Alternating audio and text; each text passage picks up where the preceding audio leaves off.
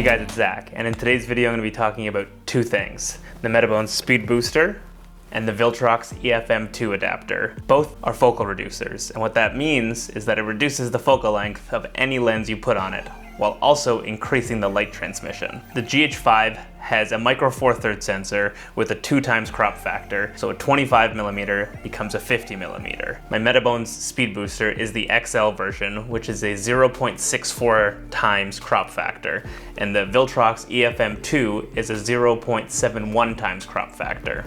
If I were to take an 85mm and attach it directly to the GH5, it would have an equivalent focal length of 170mm because of the 2x crop factor.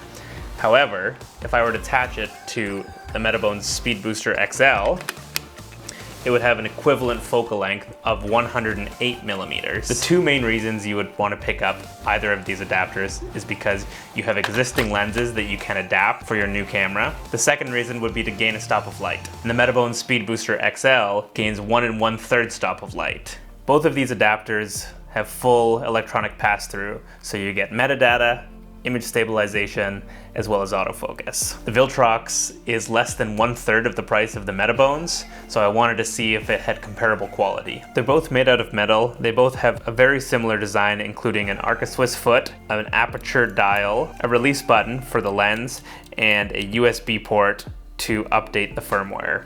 When mounting them to the GH5, they both feel very similar and have a little bit of play in them. When it comes to mounting a lens to the adapters, I found that the Metabones has a bit more play in it, but the Viltrox is a little tighter than I would like it to be. The continuous autofocus of the GH5 isn't very good to begin with. That said, I wanted to do a test between the two adapters to see if one was better than the other. On the Viltrox, this Canon 24mm reads f1.0 when it's wide open, the full aperture stop that it gains. Whereas the Metabones reads the same lens at f1.4 when it's wide open, when technically it's at f0.9. In the first test, I set the camera to AFC and used the joystick to move the focus point from the center of the bottle to the mug and back again.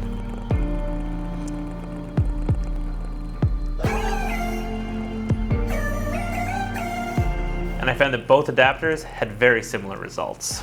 The next test was a vlogging test with face detection on.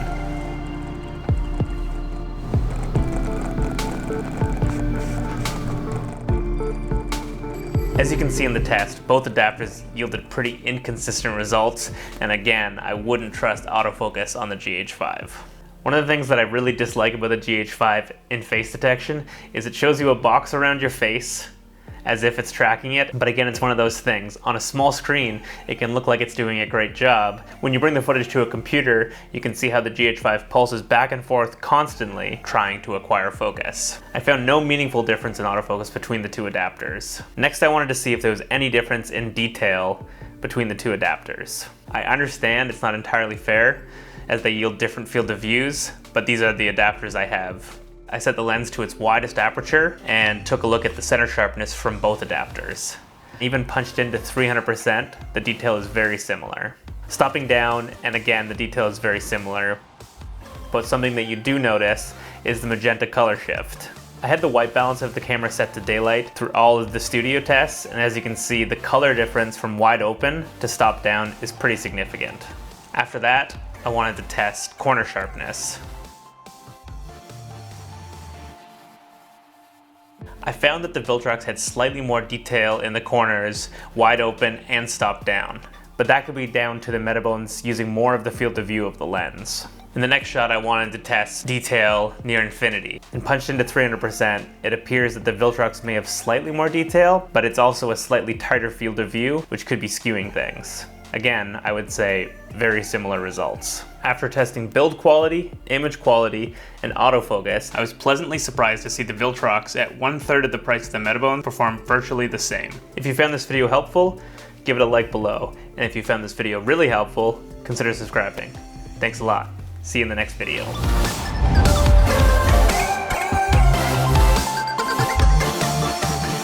You should turn the microwave. Wow. No, he's right.